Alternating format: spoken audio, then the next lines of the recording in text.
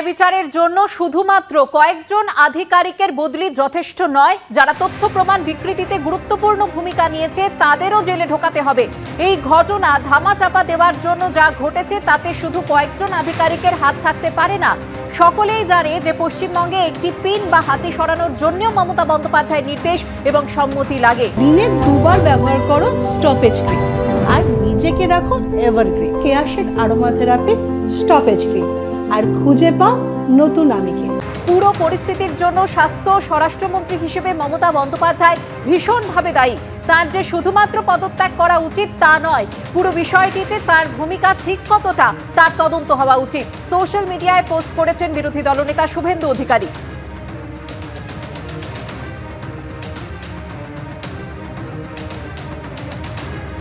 গতকাল কালীঘাটে মুখ্যমন্ত্রী মমতা বন্দ্যোপাধ্যায়ের সঙ্গে বৈঠক হয় আন্দোলনকারী জুনিয়র চিকিৎসকদের। তারপরেই মুখ্যমন্ত্রী মমতা বন্দ্যোপাধ্যায়ের সিদ্ধান্ত 4 জনকে সরিয়ে দেওয়ার। তার মধ্যে রয়েছেন কলকাতার পুলিশ কমিশনার ডিসি নর্থ এবং স্বাস্থ্য ভবনের স্বাস্থ্য অধিকর্তা এবং স্বাস্থ্য শিক্ষা অধিকর্তা।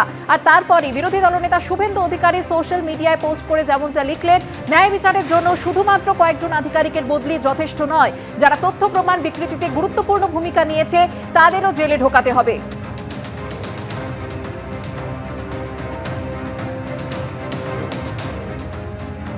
যেহেতু ওই দিন সিপি পৌঁছবার আগে নর্থের ডিসি পৌঁছেছিলেন আগে এবং 14 তারিখে ঘটনাটা ঘটেছিল এবং ওরা অভিযোগ করেছিল, যার জন্য নর্থের ডিসিকেও সরিয়ে দেওয়ার সিদ্ধান্ত হয়েছে।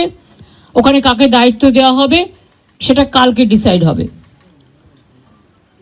এছাড়াও সেফটি, সিকিউরিটি, হসপিটালের ডেভেলপমেন্ট, ইনফ্রাস্ট্রাকচার গুরুত্ব দিয়ে দেখা হবে এবং এক্ষেত্রে টাইম টু টাইম যদি কোনো প্রবলেম অ্যারাইজ করে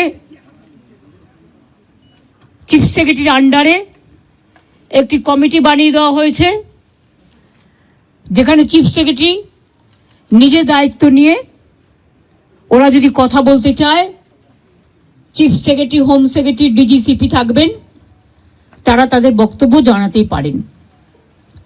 এইসব নানা রকম কথাবার্তা চলার পর আমরা, যেহেতু ডিটেলসটা আপনারা মেলেই পেয়ে যাবেন, আমি এটা বলি মিটিংটা পজিটিভ হয়েছে বলে আমি মনে করি।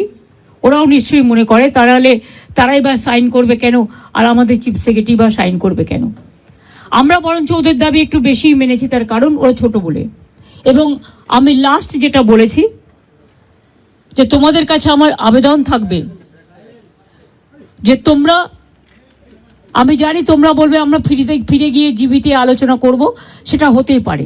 তোমাদের মধ্যে অনেকগুলো গ্রুপ আছে, অনেকগুলো মেডিকেল কলেজ আছে, হসপিটাল আছে, ঠিক আছে, তোমরা ফিরে গিয়ে আলোচনা করো, কিন্তু যেটা এখানে মিনিটসে সাইন করেছি আমরা দুপক্ষ, এরপর তোমরা কাজে যোগদান করো।